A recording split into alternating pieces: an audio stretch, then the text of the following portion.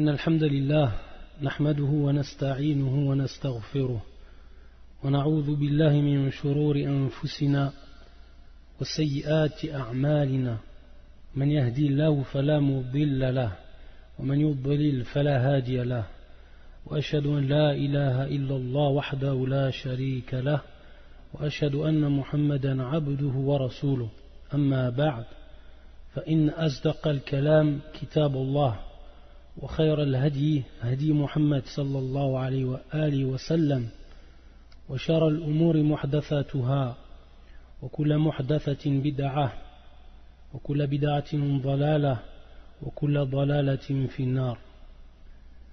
إخوتي الكرام, assalamu alaikum wa rahmatullahi wa barakatuh. Donc on continue aujourd'hui l'explication de Surat al-Fatiha qui nous est pris ou qu'on comprend du livre Min Kunuz al-Qur'an al-Karim, Min Kunuz al-Qur'an al-Karim, parmi les trésors du Saint-Coran, du Cheikh Abdel Muhsin al-Abbad al-Badr, hafidhahullah ta'ala wa ra'ah. La semaine dernière, on avait commencé à expliquer Surat al-Fatiha et on avait commencé à expliquer le premier verset. Et on a mis en évidence de manière claire que ce premier verset comprenait les trois catégories du Tawhid. Que ce soit le Tawhid al-Rububiyyah, l'unicité d'Allah dans la souveraineté, Tawhid al-Uluhiyyah, l'unicité d'Allah Azza wa Jal dans l'adoration, ou Tawhid al-Asma'i wa Sifat, l'unicité d'Allah Azza wa Jal dans les noms et les attributs. Donc aujourd'hui on va continuer l'explication. يقول الله عز وجل في هذه السورة العظيمة الرحمن الرحيم الرحمن الرحيم, que l'on traduit par le tout miséricordieux, le très miséricordieux, le tout miséricordieux, le très miséricordieux.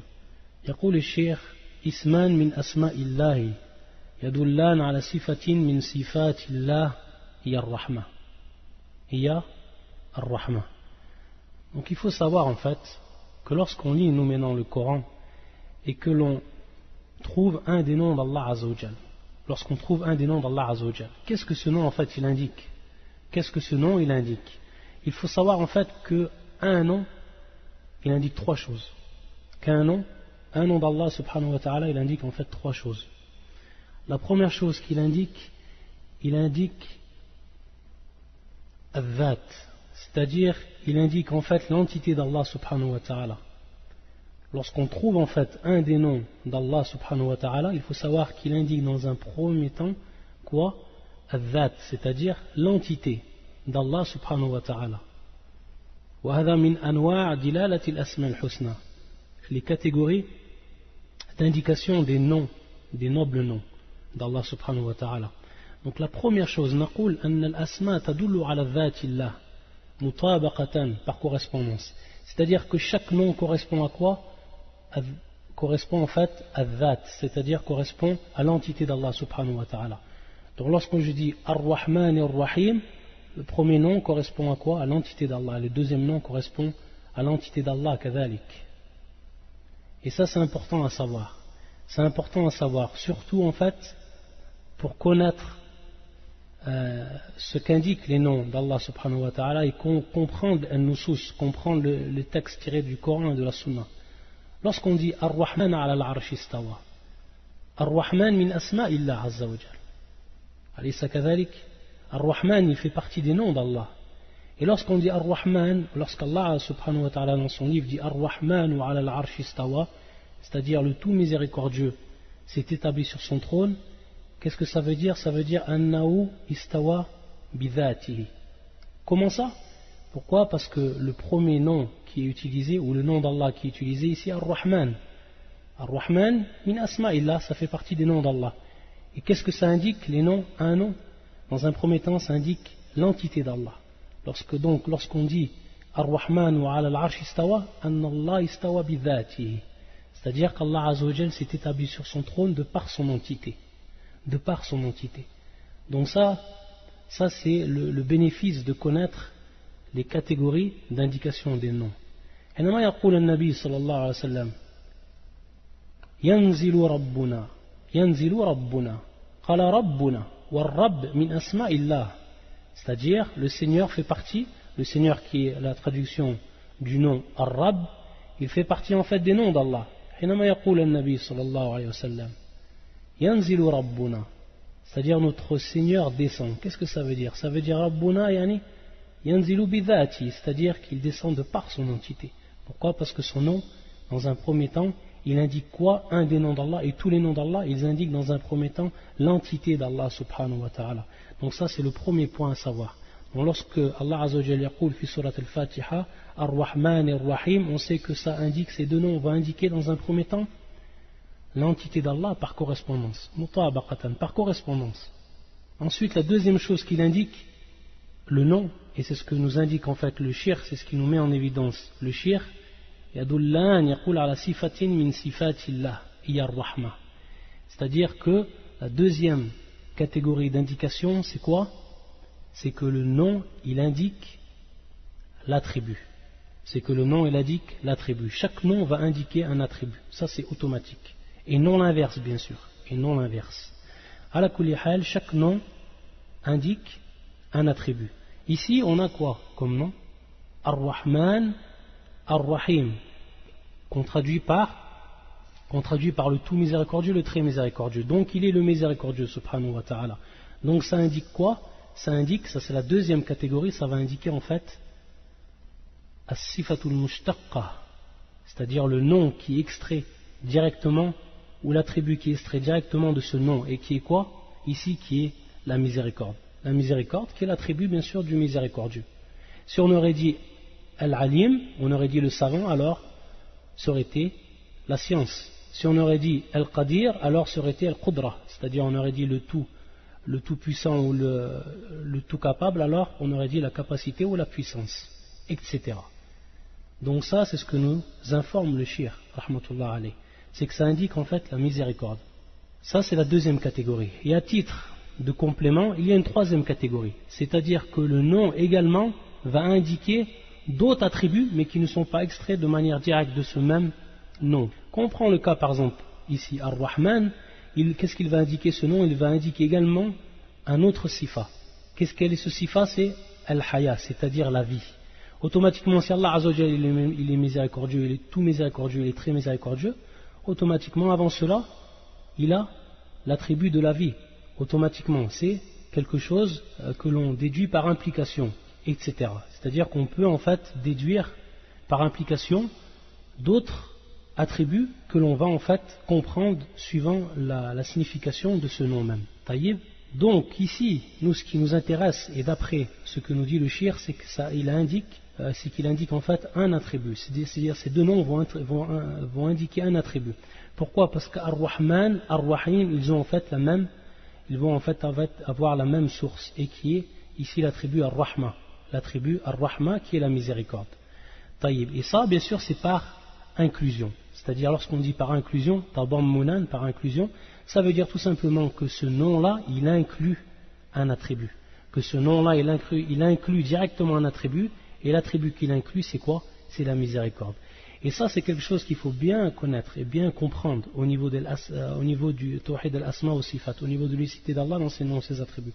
Et comprendre les noms et les attributs, c'est une méthodologie à avoir pour comprendre en fait les noms et les attributs, et pour comprendre en fait aussi également comment lire le Coran, sachant que le Coran comprend beaucoup de noms et beaucoup d'attributs. Taïb, le shir il nous a dit que ça indique donc par inclusion, ça indique la miséricorde. Est-ce que la miséricorde du Rahman c'est la même miséricorde que Ar-Rahim? Est-ce que c'est exactement la même miséricorde?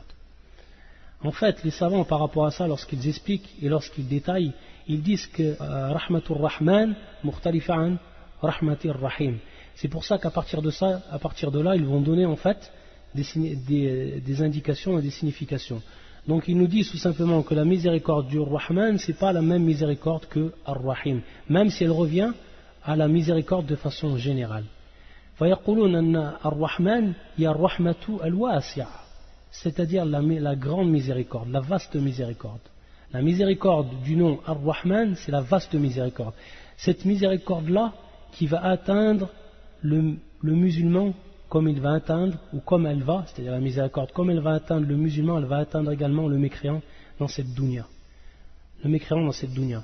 Ne vois-tu pas en fait que le mécréant, yatamatta', c'est-à-dire il jouit des enfants, il jouit des biens, il jouit de l'argent, etc. C'est une jouissance qu'il prend durant cette vie. Et ça vient d'où? Ça vient de la miséricorde d'Allah subhanahu wa ta'ala. Malgré qu'il lui associe, malgré qu'il l'insulte, malgré cela, Allah azza wa jal, de par sa miséricorde, il lui donne jouissance dans cette vie d'ici-bas. Ça fait partie de Rahmatur Rahman. Rahmatur Rahman, c'est-à-dire la miséricorde du Ar-Rahman, du nom d'Allah subhanahu wa ta'ala, Ar-Rahman. Par contre, Ar-Rahim, fayaqulun rahmatun wasila, c'est-à-dire en fait une miséricorde qui va advenir pour les croyants le jour du jugement. Pour les croyants le jour du jugement. Donc on voit ici que ça va être une miséricorde qui va être spécialement pour qui? Pour les croyants, et quand?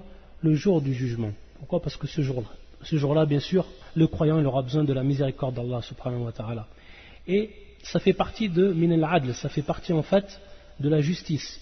Qu'Allah a fait une miséricorde qui ne va pas être la même miséricorde, c'est-à-dire qu'Allah a fait une miséricorde aux mécréants qui ne va pas être la même miséricorde qu'il a fait aux croyants, ou vice-versa.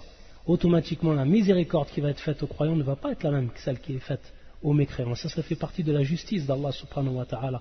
Comment une personne qui croit en Allah et celle qui ne croit pas en Allah aurait la même miséricorde. Donc automatiquement, on voit en fait que ces deux noms vont inclure la miséricorde, mais que cette miséricorde en détail, elle va être différente l'une de l'autre. Et aussi, parmi les différences que font les savants entre ces deux noms, ils disent que Ar-Rahman, ou Rahmatur Rahman, sifatun dhatiya, c'est-à-dire que la miséricorde du Rahman, c'est un attribut qui est propre à l'entité divine. C'est un attribut qui est propre à l'entité divine.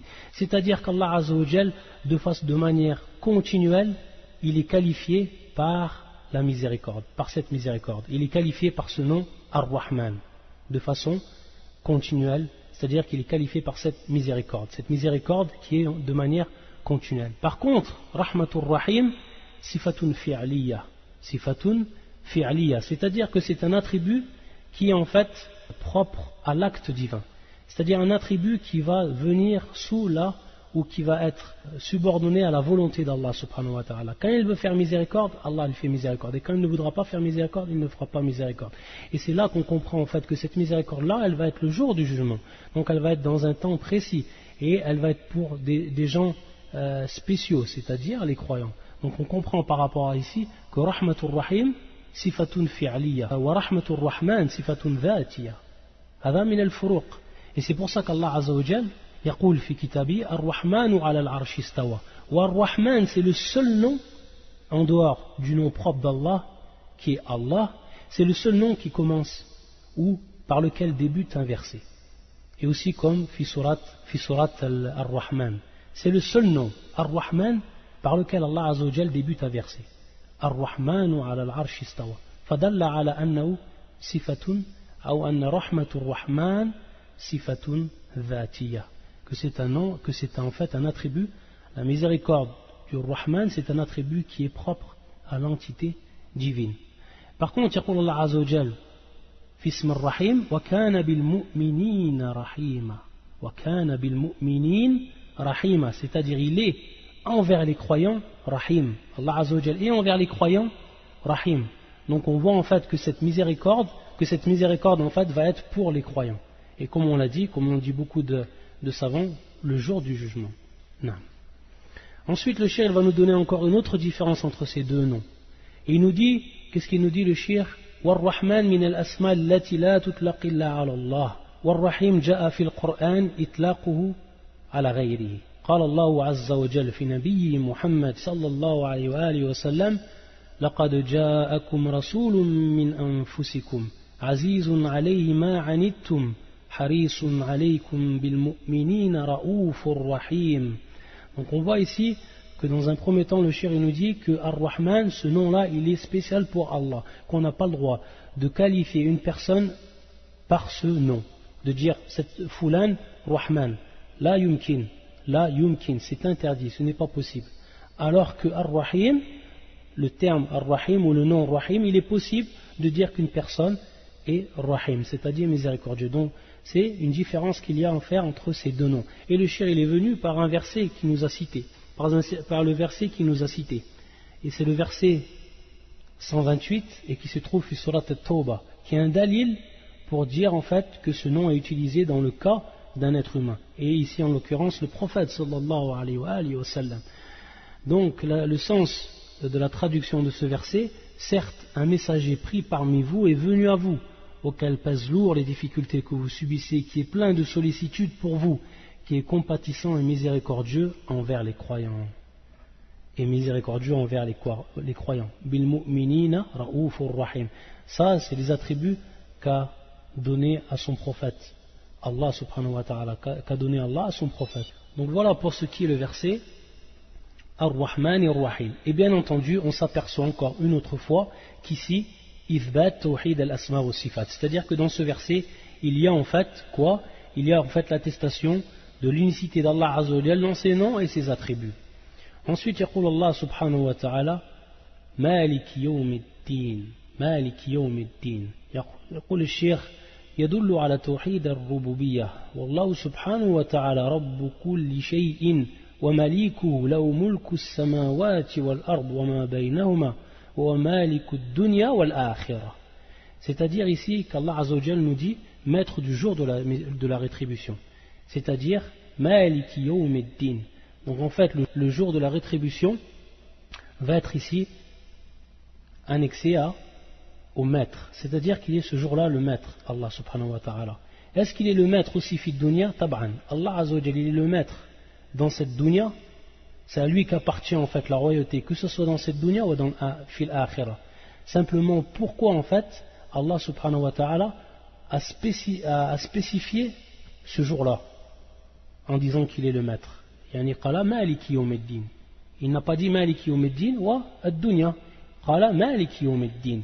Tout simplement, al-hikmatu fi dhalik, c'est-à-dire la sagesse dans cela, c'est que dans cette dunya, comme nous l'explique le shir, c'est que dans cette dunya en fait, il y a des gens qui se prennent pour des maîtres absolus. Et que certaines personnes qui les suivent les prennent pour telles.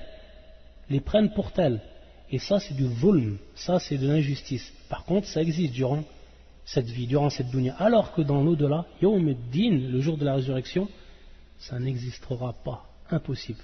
C'est-à-dire que ce jour-là, comme يقول الشيخ, في ذلك اليوم يخضع الجميع لرب العالمين بخلاف الدنيا. C'est-à-dire que durant ce jour-là, le jour du jugement, tous se soumettront et tous seront humiliés devant Allah subhanahu wa ta'ala sans exception. Et personne ne pourra faire apparaître en fait ce zulm qu'ils ont fait apparaître, cette injustice qu'ils ont fait apparaître durant la vie d'ici-bas. Donc c'est pour ça que Allah Azza wa Jalla qala huna maliki yawmiddin, qu'il a spécifié qu'il est le maître le jour de la rétribution. Le jour de la rétribution. Yawmiddin. Et c'est pour ça qu'on trouve dans cette vie d'ici-bas, il nous donne un exemple. Il nous a donné un exemple. L'exemple de qui? De celui qui a dit Ana rabbukumul a'la, Allah musta'an. Qala hadha ar-rajul ana rabbukumul a'la. Il a dit je suis votre Seigneur le Très-Haut. Qui c'est qui a dit ça? Pharaon, qui arrive à un point de dire qu'il est le Seigneur le Très-Haut, qu'il est le Seigneur le Très-Haut. Il a dit ça amam al-mala, c'est-à-dire devant l'assemblée. Wa yaqul kadhalik ya ayyuhal mala'u ma 'alimtu lakum min ilahin ghayri. Yaqul, c'est-à-dire il dit devant son assemblée, je ne connais pas pour vous une autre divinité que moi. Je ne connais pas pour vous une autre divinité pour moi. La personne qui s'est pris pour une divinité, la personne qui s'est pris pour un Seigneur, alors qu'Allah Azza wa Jalla l'a enfoui sous la mer, subhanahu wa ta'ala, pour lui montrer en fait la puissance, subhanahu wa ta'ala, qu'il détient, subhanahu wa ta'ala. Donc dans cette vie d'ici-bas, on voit ces gens-là qui apparaissent et qui se prennent en fait pour des maîtres absolus, alors que fil akhira, ça c'est une chose qui sera impossible. C'est une chose qui sera impossible. ويقول الله عز وجل لله ملك السماوات والأرض وما فيهن وهو على كل شيء قدير تبارك الذي بيده الملك وهو على كل شيء قدير قل من بيده ملكوت كل شيء وهو يجير ولا يجار عليه إن كنتم تعلمون سيقولون لله قُلْ فَأَنَّا تُسْحَرُونَ. Donc dans ces versets, Allah Azza wa Jal nous met en évidence sa royauté, subhanahu wa ta'ala. Il nous met en évidence de façon claire et nette sa royauté. Yaqul, parmi les traductions du sens des versets, il dit: qui détient dans sa main la royauté absolue de toute chose, et qui protège et n'a pas besoin d'être protégé, dites si vous le savez. Ils diront: Allah. Dit: comment donc se fait-il que vous soyez ensorcelés, c'est-à-dire au point de ne pas croire en lui, alors qu'il a dit auparavant: béni soit celui dans la main de qui est la royauté, et il est omnipotent. Et il a dit, subhanahu wa ta'ala: à Allah seul appartient le royaume des cieux, de la terre et de ce qu'il renferme, et il est omnipotent. Tous ces versets que le cheikh nous a cités et dont on a cité la traduction du sens des versets, alors nous prouvent de façon claire et nette que al-mulk lillah fi dunya wal akhirah. Al-mulk lillahi fi dunya wal akhirah, c'est-à-dire que la royauté d'Allah Azza wa Jal, elle est pour lui uniquement, dans cette vie d'ici-bas et dans l'au-delà. Et ce mulk que les gens ont, ada mulk ou nisbi, c'est-à-dire en fait que la royauté à qui appartient, ou la royauté qu'ont certaines personnes, ce n'est qu'une royauté en fait qui est relative et qui n'est pas absolue, relative. C'est-à-dire que cette royauté, Allah Azza wa Jal huwa alladhi yudabbir al-amr fawqa, c'est-à-dire que c'est Allah Azza wa Jal qui lui yudabbir, c'est-à-dire que c'est lui qui gère toute chose et que rien en fait ne peut sortir de son mulk et que rien ne peut arriver à cette personne, à la royauté qu'il lui a donnée, sans l'accord d'Allah Azza wa Jal. Et il le prend comme il l'a donné, il peut reprendre sa royauté comme il l'a donné, subhanahu wa ta'ala. Ensuite يقول الله عز وجل: إياك نعبد وإياك نستعين. إياك نعبد وإياك نستعين. C'est toi seul que nous adorons et c'est toi seul dont nous implorons secours. Ayatun azima. Ça c'est un verset encore qui est exceptionnel et grandiose. يقول الشيخ: يدل على توحيد الألوهية وتقديم المفعول على الفاعلين أو وقفا على الفعلين يدل على الحصر وأن العبادة لا تكون إلا لله وأن الاستعانة فيما لا يقدر عليه إلا الله لا تكون إلا بالله. والجملة الأولى تدل على أن المسلم يأتي بعبادته خالصة لوجه الله مع موافقتها لسنة رسول الله صلى الله عليه وسلم. والجملة الثانية تدل على أن المسلم لا يستعين في أمور دينه ودنياه إلا بالله عز وجل. Il nous dit tout simplement le cheikh que ce verset nous indique l'unicité d'Allah Azza wa Jal dans l'adoration. Tawhid al-uluhiyya ou tawhid al-ibada, comme on l'a vu, c'est deux termes qui sont employés. Il faut savoir en fait au niveau de la langue arabe qu'il y a des règles bien sûr.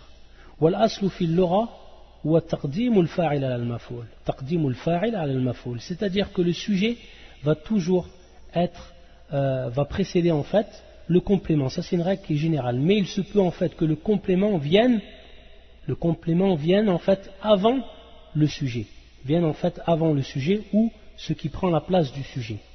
Et c'est ce que nous indique ici le cheikh. Et lorsqu'en fait ce procédé est utilisé au niveau de la langue arabe, c'est-à-dire que le complément est mis en avant, taqdim al-maf'ul, que le complément est mis en avant par rapport en fait au sujet ou ce qui prend la place du sujet au niveau de la langue arabe, alors yaqul le cheikh yadullu ala al-hasr. Qu'est-ce que ça veut dire? Ça veut dire ici, au niveau de l'application, iyyaka na'budu, ça veut dire que nous n'adorons qu'Allah subhanahu wa ta'ala. Et nous demandons le secours que d'Allah subhanahu wa ta'ala. Par contre, si on aurait dit, on voit ici que al-maf'ul iyyaka, ou al-maf'ul muqaddam iyyaka, قال الله عز وجل iyyaka na'budu, wa ma qala na'buduk.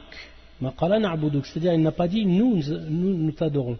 Il a dit c'est toi seul que nous adorons. Donc ici, yadullu ala al-hasr, c'est-à-dire c'est une preuve en fait que seule l'adoration est pour Allah. Donc c'est l'exclusivité, ça prouve en fait l'exclusivité et que Allah Azza wa Jal est le seul qui mérite d'être adoré. C'est pour ça que naqul fi ma'na la ilaha illallah la ma'buda bihaqqin illallah, que c'est le seul Allah Azza wa Jal qui mérite l'adoration. Et lorsque l'on dit bihaqq, c'est-à-dire que fil waqi', c'est-à-dire qu'en l'état actuel des choses, on voit bel et bien des gens qui adorent malgré cela des autres divinités. Donc ça c'est une preuve que toute adoration faite pour autre qu'Allah, et que toute adoration pour Allah Azza wa Jal, cela est la vérité. La ma'bouda bi haqqin ou haqqan illa Allah. Iyyaka na'budu. Iyyaka na'budu. C'est toi seul dont nous adorons. Et donc c'est toi seul qui mérite l'adoration. Wa iyyaka nasta'in. Le même procédé est utilisé ici. C'est-à-dire qu'on a fait devancer le complément sur ce qui prend la place du sujet. Et donc en fait, ici, yadullu ala al-hasr. C'est-à-dire ça nous indique l'exclusivité. Et que seul Allah Azzawajal est celui dont nous demandons le secours. Donc en fait ici, il nous dit le shir que dans un premier temps, la première phrase, Iyyaka na'budu. Dans cette première phrase, qu'est-ce que nous avons Nous avons en fait la preuve que le musulman, le véritable croyant, c'est celui qui vient en fait avec une adoration qui est pure pour Allah subhanahu wa ta'ala. Wa yaqulu al-shaykh ma'a muwafaqatiha li sunnati rasulillah sallallahu alayhi wa sallam. Bien sûr, en plus que cette adoration comprenne une pureté ou une sincérité dans l'intention qui est al-ikhlas, il faut en plus que là, bien sûr, qu'elle soit, comme nous dit le shaykh, ma'a muwafaqatiha, c'est-à-dire al-muwafaqa, ou ce qu'on appelle aussi le mutaba'a au niveau du shara, c'est-à-dire qu'il faut que ça soit en conformité avec la sunna du prophète sallallahu alayhi wa sallam. Donc on n'a pas le droit d'adorer Allah Azzawajal avec ce qu'il n'a pas légiféré, c'est-à-dire avec al-bid'a, c'est-à-dire avec l'innovation. Ça nous est interdit. Donc ça, c'est les deux, bien sûr, comme vous savez tous, c'est les deux conditions d'acceptation de quoi? De l'adoration. Qu'elle soit lillahi khalisa, c'est-à-dire qu'elle soit pour Allah Azzawajal purement, et en plus qu'elle soit en conformité avec la sunna du prophète sallallahu alayhi wa sallam. Donc, Iyyaka na'budu wa Iyyaka nasta'in. Donc, al-ibada, le shir bien sûr nous a pas donné ici la définition, mais la définition qui est donnée et qui est l'une des définitions la plus connues et qu'on a répété plusieurs fois, c'est celle qui est donnée par Cheikh al-Islam ibn Taymiyyah rahmatullah alayh. فيقول العبادة اسم جامع لكل ما يحب الله ويرضاه من قول وفعل أو من أقوال وأفعال ظاهرة wa batina. C'est-à-dire que c'est un nom qui englobe tout ce qu'Allah Azzawajal il aime et il agrée, que ce soit des actes ou des paroles, et que ces actes et ces paroles soient apparentes ou soient cachées. Qu'elles soient apparentes ou soient cachées. Ça, c'est la meilleure définition qui a été donnée par un des savants, qui est Cheikh al-Islam ibn Taymiyyah, et cette définition que l'on trouve fi kitab al-ubudiyya. Ça, c'est l'adoration. Iyyaka na'budu wa iyyaka nasta'in. C'est-à-dire que non seulement on adore Allah Azzawajal, mais on demande à Allah Azzawajal qui nous aide dans cela. Et na'am. C'est-à-dire qu'on lui demande qu'il nous aide dans toutes nos affaires. C'est-à-dire qu'on s'en remet à Allah Azzawajal dans toutes nos affaires. À chaque fois que la personne a besoin de quelque chose, elle doit s'en remettre à Allah de par son cœur. Yu'alliq qalbahu billah Azzawajal. Faqat. C'est-à-dire qu'il raccroche son cœur avec Allah subhanahu wa ta'ala. Wa iyyaka nasta'in. Que à chaque fois qu'il a besoin de quelque chose et qu'il a besoin d'aide, alors qu'il se tourne vers Allah subhanahu wa ta'ala, c'est lui qui l'aide, c'est lui qui va l'aider subhanahu wa ta'ala et personne d'autre. Iyyaka na'budu wa iyyaka nasta'in. Donc on voit ici aussi taqdimul ghaya ala al-wasila, c'est-à-dire qu'Allah Azzawajal al-ibada hiya al-ghaya, c'est-à-dire que al-ibada c'est en fait la fin en elle-même, c'est ce que la personne veut concrétiser, l'adoration, et ensuite wa iyyaka nasta'in, ça c'est al-wasila, c'est-à-dire que pour concrétiser cette fin-là, elle va passer bien sûr par des moyens. Et ces moyens-là, elle va les demander à Allah Azzawajal. Wa iyyaka nasta'in. Donc, taqdimul ghaya ala al-wasila. Et donc, bien sûr, de façon évidente, lorsqu'on a dit iyyaka na'budu et que ça prouvait l'exclusivité de l'adoration pour Allah Azzawajal, ça, adha ayn wa qalb tawhid al-uluhiyya. Ça, là, c'est le cœur de l'unicité de quoi? De l'adoration. Ensuite, يقول الله عز وجل اهدنا الصراط المستقيم. اهدنا الصراط المستقيم. يقول يدل على توحيد الألوهية. يدل على توحيد الألوهية. Et avant de passer à ce verset, un complément que l'on va donner en plus aussi, c'est qu'al-isti'ana, c'est-à-dire la demande d'aide, c'est une adoration. C'est une adoration. Donc aussi, ici on voit en fait que, dans un premier temps, Allah Azza wa Jal nous a cité ce qui est général, un am, wa hiya al-ibada, c'est-à-dire l'adoration d'Allah Azza wa Jal. Ensuite, il nous a cité ce qui est plus ou ce qui est spécifique, et qui est l'isti'ana. Donc, al-isti'anatu min al-ibada, c'est-à-dire demander l'aide à Allah Azza wa Jal, fait partie de l'adoration. Si elle fait partie de l'adoration, donc on voit ici qu'il y a la spécificité qui a été citée après quoi? Après la généralité. Après la généralité. Iyyaka na'budu wa iyyaka nasta'in. Et le deuxième complément que l'on donne aussi, c'est qu'al-isti'ana, elle est permise. c'est-à-dire demander de l'aide, elle est permise envers la personne, c'est-à-dire qu'on a le droit de demander l'aide à la personne également, mais bishartain, c'est-à-dire avec deux conditions. Dans un premier temps, que cette personne-là soit vivante, donc on n'a pas le droit de demander l'aide à une personne qui est morte, ça c'est impossible, parce que al-mayyit la yaqdir ala shay, abadan, la yaqdir ala shay al-mayyit, c'est-à-dire que le mort ne peut faire quoi que ce soit, il n'a pas la capacité de faire quelque chose, donc c'est demander en fait à quelqu'un de faire ce qu'il n'est pas capable de faire. Donc il faut que la personne dans un premier temps soit vivante. Et la deuxième condition, qu'elle soit capable de faire ce qui lui est demandé. Qu'elle soit capable de faire ce qui lui est demandé. Ça c'est la deuxième condition. Donc on n'a pas le droit de demander à une personne qui est vivante ce qu'elle ne peut faire. Comme par exemple lui demander de faire tomber la pluie. Comme lui demander d'avoir un enfant. Comme lui demander rizq, yani la pourvoyance, etc. Toutes ces choses-là, ce sont des choses que l'on demande, la yaqdiru alayhi illa Allah azza wa jal. C'est-à-dire que seul Allah azza wa jal est capable de faire ces choses-là, de nous faire tomber la pluie, de nous donner notre pourvoyance, et aussi de quoi? De nous donner des enfants, etc. Tout cela c'est spécial pour Allah, et c'est seul Allah qui est capable de le faire. Donc ça aussi, c'est une condition, de demander à la personne ce qu'elle est capable de faire. Par contre, lui demander ce qu'elle n'est pas capable de faire, alors là on va rentrer on va rentrer dans l'injustice, qu'on mette une chose dans ce qui n'est pas son emplacement. Ici c'est talab al-aun, c'est-à-dire al-isti'ana, demander l'aide. Ensuite, yaqul Allah azza wa jal, ihdina as-sirat al-mustaqim, c'est-à-dire guide-nous dans le droit chemin. Yaqul al-shaykh yadullu ala tawhid al-uluhiyya kadhalik, c'est-à-dire que ce verset prouve aussi, nous indique l'unicité d'Allah dans l'adoration. Pourquoi? لأن يقول الشيخ والدعاء من أنواع العبادة كما قال الله عز وجل وأن المساجد لله فلا تدعوا مع الله أحدا. Donc le cheikh nous dit tout simplement que là on demande en fait, on va demander à Allah Azza wa Jal quoi? On va demander en fait qu'il nous guide sur le droit chemin. Donc ça c'est une dua, c'est une invocation, et toute invocation, comme on l'a déjà précisé le cours précédent, toute invocation est une adoration. C'est pour ça qu'on n'a pas le droit d'invoquer un autre qu'Allah subhanahu wa ta'ala. Et il nous rapporte la preuve, le shir. Yaqul, en récitant le verset, wa anna al-masajida lillah, c'est-à-dire que les mosquées sont pour Allah. Les mosquées sont pour Allah.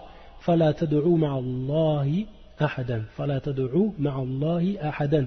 C'est-à-dire n'invoque pas avec Allah un autre que lui. Donc ça c'est une preuve en fait que dans un premier temps l'invocation est une adoration, et dans un deuxième temps que c'est donc invocation, on a le droit que de la diriger vers Allah subhanahu wa ta'ala, c'est-à-dire que de la concrétiser dans le droit d'Allah uniquement. ويقول الشيخ وهذا الدعاء مشتمل على أعظم مطلوب للعبد هو الهداية إلى الصراط المستقيم. Subhanallah. Il nous dit le cheikh en fait que cette dua, elle comprend ce qui va être le plus demandé, ce qui est le plus grandement demandé par al-abd, par le serviteur. Pourquoi? Parce que lorsque la personne demande guide-moi sur le droit chemin, et qu'Allah Azza wa Jal waffiquhu, c'est-à-dire qu'il lui accorde cette guidance, alors il n'a plus rien à craindre. La personne qui est bien guidée, et qu'Allah Azza wa Jal lui a accordé cette guidance, alors il n'a plus rien à craindre. Il n'a plus rien à craindre. Donc c'est pour ça que cette invocation qui va être en fait considérée comme la plus grande, et qui va comprendre le bien de la vie d'ici-bas et le bien de l'au-delà, le bien de la vie d'ici-bas et le bien de l'au-delà. Et il nous dit en fait que demander cette guidance-là, c'est ce qu'il y a de plus important. Et c'est même encore plus important que du fait de demander notre nourriture et notre boisson. Pourquoi? Parce qu'il nous explique le cheikh que la nourriture et la boisson, c'est simplement en fait ce qu'on a besoin dans cette dunya. Yaqul zadu hayati al-faniya, c'est-à-dire ce que nous avons besoin durant cette vie d'ici-bas, cette vie en fait qui va s'arrêter.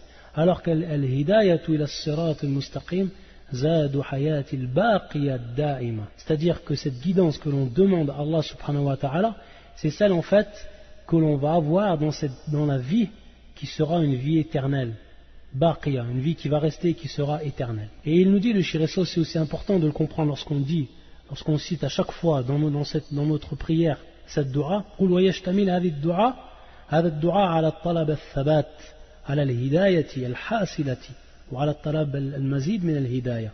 Ça aussi c'est important. Il va nous citer des versets par rapport à ça, le cheikh. C'est-à-dire que non seulement on demande qu'il nous guide, mais on demande aussi dans un deuxième temps al-thabat, que nos pas soient affermis sur quoi? Sur cette guidance. non seulement lorsque la personne, Allah Azzawajal l'a guidée, elle demande que Allah Azzawajal, il demande à Allah, cette personne, qu'Allah Azzawajal lui affermisse ses pas sur cette voie-là, qu'elle ne le fasse pas dévier. Et il nous dit même, wa ala talab al-mazid, c'est-à-dire qu'on demande toujours plus. On aura toujours besoin de cette guidance. Et toujours, il faut la demander à Allah, et il faut demander toujours plus. C'est-à-dire que cette guidance-là, elle a des degrés bien sûr, et qu'il faut que l'on atteigne le plus de degrés possible, que ce soit par rapport à cette vie d'ici-bas, afin que l'on atteigne les plus hauts degrés dans l'au-delà, fil jannati. Et à partir de là, il nous donne des versets le shir. Yaqul Allah Azza wa Jal walladhina ihtadaw zadahum huda wa atahum taqwahum. Ça c'est fi surat Muhammad, le verset 17. Le verset 17. Et la traduction c'est: quant à ceux qui se mirent sur la bonne voie, il les guida encore plus et leur inspira leur piété. Hada wa shahid, il les guida encore plus. C'est pour ça que natlub al-mazid min al-hidayah. Non seulement la personne peut être sur la bonne voie et sur la guidance, et qu'ils suivent la voie authentique, as-sirat al-mustaqim, lakin yasal al-mazid, c'est-à-dire qu'ils demandent encore plus. Et ça c'est une preuve encore dans ce verset. Quant à ceux qui se mirent sur la bonne voie, il les guida encore plus. Il les guida encore plus. Zadahum huda. Un autre verset qui nous donne aussi le shir. Innahum fityatun amanu bi rabbihim wa zidnahum huda. C'est-à-dire, bien sûr, il parle par rapport aux gens de la caverne. Ashabul Kahf. Ashabul Kahf. Ce sont des jeunes gens qui croyaient en leur Seigneur. Ils ont cru en leur Seigneur. Ils ont quitté leur peuple qu'ils associaient à Allah Azza wa Jal. Et ils ont cru en leur Seigneur, ils ont été sur la bonne voie. Qu'est-ce qu'il dit Allah Azza wa Jal, en informant son prophète? Ce sont des jeunes gens qui croient en leur Seigneur, et nous leur avons accordé les plus grands moyens de se diriger dans la bonne voie. De se diriger dans la bonne voie. Et yaqul Allah Azza wa Jal, wa yazidu Allahu alladhina ihtadaw huda. Ça c'est encore une preuve. Allah accroît la rectitude de ceux qui suivent le bon chemin. Allah accroît la rectitude de ceux qui suivent le bon chemin. Donc non seulement quand on demande al-hidayah, on demande l'origine de cette guidance, mais on demande aussi al-mazid, on demande toujours plus sur cette guidance-là. Et aussi il faut savoir qu'al-hidayah, ici, naqul ihdina as-sirat al-mustaqim. Et en fait, il faut savoir qu'au niveau d'al-hidayah, c'est-à-dire au niveau de la guidance, il y a en fait deux catégories. Et la première catégorie, c'est ce qu'on appelle al-hidayatu tawfiqiyya. Tawfiq min Allah Azza wa Jal. Hadi al-hidayatu tawfiqiyya. Ça, c'est la première catégorie de la guidance. Et cette guidance-là, c'est Allah Azza wa Jal qui la donne. C'est Allah Azza wa Jal qui la donne. Et la deuxième catégorie, c'est ce qu'on appelle al-hidayatu al-irshadiyya. Al-hidayatu al-irshadiyya. Et cette deuxième guidance, c'est une guidance qui appartient à Allah également, mais aussi qui appartient en fait également aux hommes et aux prophètes et à tous ceux qui montrent en fait la bonne voie. Donc c'est pour ça qu'on dit hidayatun irshadiyya. Eux simplement en fait les prophètes, qu'est-ce qu'ils font? Ils nous ont montré le bon chemin. Donc le fait qu'ils nous ont montré le bon chemin, ils nous ont en fait guidés sur cette voie-là. De par quoi? De par le fait qu'ils nous ont montré, qu'ils nous ont indiqué le bon chemin. Donc ça c'est du irshad, ce qu'on appelle l'irshad.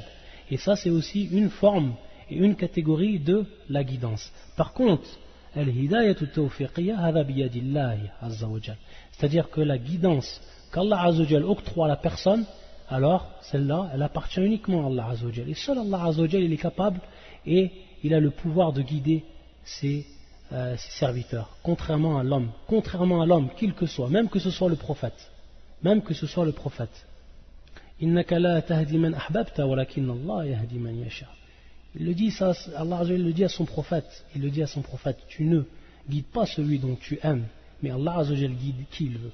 Même si toi tu aimes qu'une personne sera guidée, ô Muhammad, Allah s'il ne veut pas qu'elle soit guidée, elle ne sera pas guidée. Ça c'est al-hidayatu tawfiqiyya. Et c'est celle-là en fait qu'on demande à Allah Azzawajal. On la demande celle-là. On la demande dans un premier temps. Et on la demande aussi cette hidayatul irshadiyya, c'est-à-dire qu'Allah Azzawajal nous assujettit une personne qui va nous guider sur le bon chemin, un savant qui va nous montrer minhaj salaf, qui va nous montrer en fait la voie des pieux prédécesseurs et comment en fait suivre cette voie-là et comment appliquer cette guidance au niveau pratique. Enam. Donc ça c'est quelque chose qu'on demande à Allah Azzawajal dans cette dua. Ensuite yaqul Allah Azzawajal sirat alladhina an'amta alayhim. C'est-à-dire Allah Azzawajal, ou le sens de ce verset, et il nous dit subhanahu wa ta'ala, le chemin de ceux que tu as comblés de faveur. Alladhina an'amta alayhim, ceux que tu as comblés de faveur. Ça donc c'est en fait c'est un descriptif de cette voie-là, de ce droit chemin. Et comme vous savez, Allah Azza wa Jal, lorsqu'il nous indique ce verset-là, il nous a en fait indiqué qui sont ces gens-là. Pourquoi? Parce que ce sont des catégories de gens. Ce qui est sous-entendu ici, ce sont des catégories de gens. Et Allah Azza wa Jal nous a indiqué dans un autre verset. Donc à partir de là, il y a un point que l'on peut dire, c'est qu'il faut savoir que le Coran en fait, yani tafsir al-Qur'an, c'est-à-dire l'exégèse ou l'explication, le tafsir du Coran se fait en fait bimarahil, se fait en fait par étapes. C'est pour ça que les savants nous disent qu'il y a en fait 5 étapes de façon générale. Ils nous disent tafsir al-Qur'an bil-Qur'an, c'est-à-dire expliquer le Coran par le Coran. Il faut savoir en fait qu'il y a des versets dont Allah Azza wa Jal les a cités de façon générale, il les a détaillés dans d'autres passages. Donc à partir de là, on peut connaître l'explication du Coran par le Coran lui-même. Et c'est pour ça en fait qu'un des livres que l'on va voir tout le long en fait des cours, pourquoi? Parce que le Cheikh Abdel Mohsen Al-Abad, il a eu un de ses cheikhs qui s'appelait Cheikh Mohamed Al-Amin, le Mauritanien, le grand savant, celui qui est le Al-Mufassir du Coran, Wal-Usuli, c'est-à-dire le grand explicateur du Coran, et qui écrit son livre qui s'appelle Adwa'ul Bayan fi tafsir al-Qur'an bil-Qur'an, Adwa'ul Bayan, c'est-à-dire les lumières al-Bayan, les lumières de al-Bayan, c'est-à-dire de l'explication, etc. Et en fait, ce livre-là, le Cheikh, tout le long de son livre, Min Kunuz al-Qur'an, il va revenir à ce livre-là, il va revenir en fait à ce tafsir. Et le Cheikh, il faut savoir, Cheikh Abdel Mohsin, qu'il a été un élève de Cheikh Mohamed Al-Amin. C'est pour ça qu'on va voir dans le livre, lorsqu'il nous dit, Qala Sheikhuna. Qala Sheikhuna, Cheikh Mohamed Al-Amin Al-Shanqiti, rahimahullah. Pourquoi? Parce qu'il est étudié auprès de lui. Et il va beaucoup revenir. Pourquoi? Parce que c'est un livre qui est fabuleux et magnifique. C'est-à-dire un livre où le Cheikh, en fait, il a expliqué le Coran par le Coran. Ala kulli hal, ça c'est la première étape. Ensuite, la deuxième étape, tafsir al-Qur'an bis-sunnah. C'est-à-dire que l'on va expliquer les versets du Coran par la sunna du prophète sallallahu alayhi wa sallam. Et ça c'est la deuxième étape. Ensuite, la troisième étape, bien sûr, lorsqu'on dit sunna, toujours on dit bi-sunnati sahiha. C'est sous-entendu, c'est-à-dire la sunna qui est authentique. La sunna qui est authentique. La troisième étape, tafsir al-Qur'an bi-aqwal al-sahaba. Tafsir al-Qur'an bi-aqwal al-sahaba. C'est-à-dire que l'on va revenir maintenant, si l'on ne trouve pas une explication dans la sunna du prophète, on va revenir aux paroles des sahaba. Pourquoi? Parce que les sahaba, eux, ils ont pris en fait l'explication de qui? Du prophète sallallahu alayhi wa sallam. Et ça a été leur maître, ça a été leur éducateur, c'était leur professeur. Donc on revient à eux, on revient aux sahaba. Si on ne trouve pas dans la sunna, on revient aux sahaba, on voit qu'est-ce qu'ils ont dit les sahaba. Et le meilleur des compagnons pour ce qui est de l'explication du Coran, et vous savez tous, c'est Ibn Abbas. لدعاء النبي صلى الله عليه وسلم له اللهم علمه التأويل وفقهه في الدين, c'est-à-dire اللهم علمه التأويل, التأويل qui est tafsir au niveau de la langue arabe. Asl التأويل c'est tafsir, c'est-à-dire lorsqu'on dit التأويل ça veut dire en fait l'explication. التأويل ça veut dire l'explication, et c'est en fait le tafsir. Et c'est ce que la parole ou le mot qu'a employé le prophète sallallahu alayhi wa sallam lorsqu'il a demandé à Allah Azza wa Jal qui lui enseigne le tafsir. Et bien sûr التأويل tafsir al-Qur'an. Et il est devenu, Ibn Abbas, l'un des plus grands compagnons pour ce qui est de l'explication du Coran. Si ensuite on ne trouve pas des paroles des compagnons, là on revient à la aqwal al-tabi'in, c'est-à-dire on revient à ceux qui ont appris chez les compagnons, à ceux qui ont appris chez les compagnons, c'est-à-dire les adeptes, les disciples du compagnon. Et ça c'est la quatrième étape. Yani tafsir al-Qur'an bi aqwal al-tabi'in. Pourquoi? Parce que les tabi'in, ils ont pris de qui? Ils ont pris des sahaba. Et les sahaba, ils ont pris du prophète sallallahu alayhi wa sallam. Et ensuite, dans la cinquième étape, c'est tafsir al-Qur'an bil lughat al-arabiyya. Pourquoi? Parce que le Coran, il est descendu en fait en une langue arabe claire. Et donc, on va comprendre les versets, on va comprendre beaucoup de versets en passant tout simplement par la langue arabe. D'où on voit encore l'importance de connaître la langue arabe et d'apprendre la langue arabe. Ça, c'est la cinquième étape. Explication du Coran par la langue arabe. C'est les 5 étapes. Et donc, ici, on voit dans ce verset une application c'est l'application de la première étape qui est l'explication du Coran par le Coran. يقول الله عز وجل ومن يطع الله والرسول فأولئك مع الذين أنعم الله عليهم من النبيين والصديقين والشهداء والصالحين وحسن أولئك رفيقا. يقول الله عز وجل, le sens de ce verset, quiconque obéit à Allah et au messager. ومن يطع الله والرسول, ceux-là seront avec ce qu'Allah a comblé de ses bienfaits. فَأُولَٰئِكَ مَعَ الَّذِينَ أَنْعَمَ اللَّهُ عَلَيْهِمْ. Et non, qu'est-ce qu'on a demandé? Qu'est-ce qu'on a demandé à Allah Azza wa Jal qui nous guide sur la voie de ceux qu'il a comblés de ses bienfaits. Naam, avec ceux qu'Allah a comblés de ses bienfaits. Et à partir de là, Allah Azza wa Jal, il va donner les 4 catégories. مَعَ الَّذِينَ أَنْعَمَ اللَّهُ عَلَيْهِمْ مِنَ النَّبِيِّينَ, des prophètes, c'est-à-dire parmi les prophètes. وَالصِّدِّيقِينَ, les véridiques, washuhada, les martyrs, wassalihin, les vertueux. Et quel compagnon que cela. Et quel compagnon que cela. Wahasuna ulaika rafiqa. Donc c'est cela qu'Allah Azza wa Jal, il les a comblés de ses bienfaits. Les prophètes, les véridiques, les martyrs et les vertueux. Et ensuite, yaqul Allah Azza wa Jal, ghayril maghdubi alayhim wa laddallin, c'est-à-dire non pas de ceux qui ont encouru ta colère ni des égarés. Non pas de ceux qui ont encouru ta colère, ni des égarés. Comment on va savoir maintenant que ce sont ceux qui ont en fait encouru la colère d'Allah Azza wa Jal et ceux qui sont égarés? En revenant au Coran, c'est-à-dire en revenant aussi au Coran et en revenant aussi à la sunna du prophète. En revenant à la sunna du prophète, sachant en fait que le prophète sallallahu alayhi wa sallam nous a indiqué qui sont ces gens-là. Et donc parmi ces gens-là, non pas de ceux qui ont encouru ta colère, ceux qui ont encouru la colère, al-marboub alayhim, et on voit ici que ce sont en fait les juifs. Ce sont les juifs. Ça, c'est ce que le prophète sallallahu alayhi wa sallam nous a indiqué. Et le shir, en rapportant bien sûr une parole de shir Mohammed al-Amin dans son livre Abwa al-Bayan, il va nous rapporter en fait sifat, c'est-à-dire il va nous rapporter les particularités des juifs. Donc, lorsqu'il nous dit al-marboub alayhim, il va rapporter d'autres versets. Parmi les versets qu'il rapporte, Faba'u bi ghadabin ala ghadab.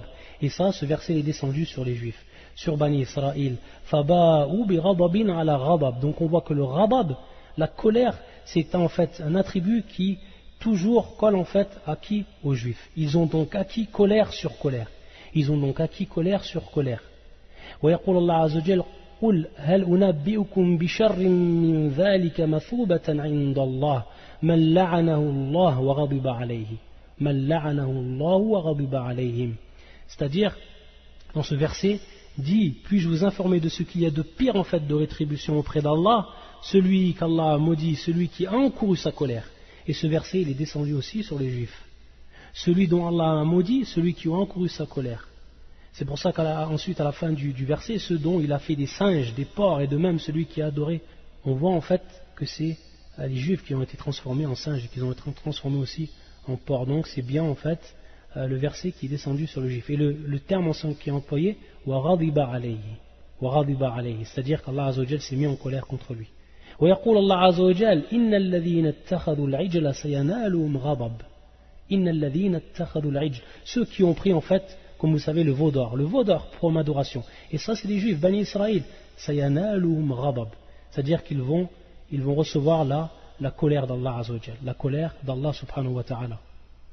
Donc on voit en fait ici que non seulement d'après les versets du Coran et d'après le tafsir du prophète sallallahu alayhi wa sallam, pas de doute que al-maghboubi alayhim, ce sont les juifs.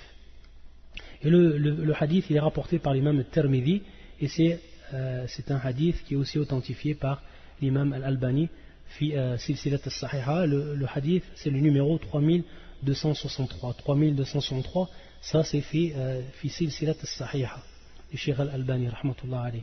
Et ensuite, le shir, lorsqu'il revient maintenant à la deuxième caractéristique, waladdalin, c'est-à-dire ni des égarés.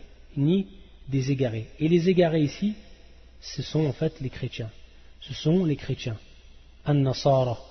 Et il nous rapporte encore un verset, le shir rahmatullah alayhi, yani shir Mohammed al-Amin, وَلَا تَتَّبِعُوا أَهْوَاءَ قَوْمٍ قَدْ ضَلُّوا مِنْ قَبْلِ وَأَضَلُّوا كَثِيرًا وَضَلُّوا عَنْ سَوَاءِ السَّبِيلِ. Qu'est-ce que veut dire ce verset? Naam, dit aux gens du livre, c'est-à-dire le début du verset, dit aux gens du livre, n'exagérez pas en votre religion, s'opposant à la vérité. Ne suivez pas les passions des gens qui se sont égarés avant cela, qui ont égaré beaucoup de monde et qui se sont égarés du chemin droit. C'est Surat al-Ma'ida et c'est le verset 77. Et ne suivez pas les passions des gens qui se sont égarés. Donc on voit ici le terme qawmin qad dallu, qad dallu, qad dallu. Donc on voit que c'est le dalal, c'est l'égarement. Et non, ceux qui sont égarés avant cela, qui ont égaré beaucoup de monde et qui se sont égarés du droit chemin. Et ça, ce verset, il est descendu sur An-Nasara. Il est descendu particulièrement sur qui? Sur An-Nasara, c'est-à-dire les chrétiens. Donc c'est pour ça que le shir, il le ramène. Ensuite, dans le hadith, le prophète sallallahu nous a aussi mis en évidence que ce sont An-Nasara. Que ce sont An-Nasara. Par contre, il ne faut pas croire en fait que Allah Azza wa Jal n'est pas en colère également contre les chrétiens. Et que les juifs ne sont pas considérés comme des égarés. Non, que les chrétiens également ce sont des gens sur qui la colère d'Allah Azza wa Jal est tombée. Et on voit aussi que les juifs ce sont des gens qui sont égarés. Et même Cheikh Al-Uthaymin, fi tafsir surat Al-Fatiha, Cheikh Al-Uthaymin, lui il voit que en fait les égarés, ou ce sifat les égarés, c'est en fait pour les chrétiens qabl al-bi'tha, avant la venue du prophète sallallahu alayhi wa sallam. C'est-à-dire que ces gens-là ne connaissaient pas la vérité avant quoi? Avant en fait que le prophète sallallahu alayhi wa sallam soit envoyé. Alors que les juifs, eux, ils connaissaient la vérité. Binnas al-Qur'an. Ya'rifunahu kama ya'rifuna abna'ahum. C'est-à-dire ils le connaissent, ils l'ont reconnu comme ils ont connu leur enfant. Et ça c'est les juifs.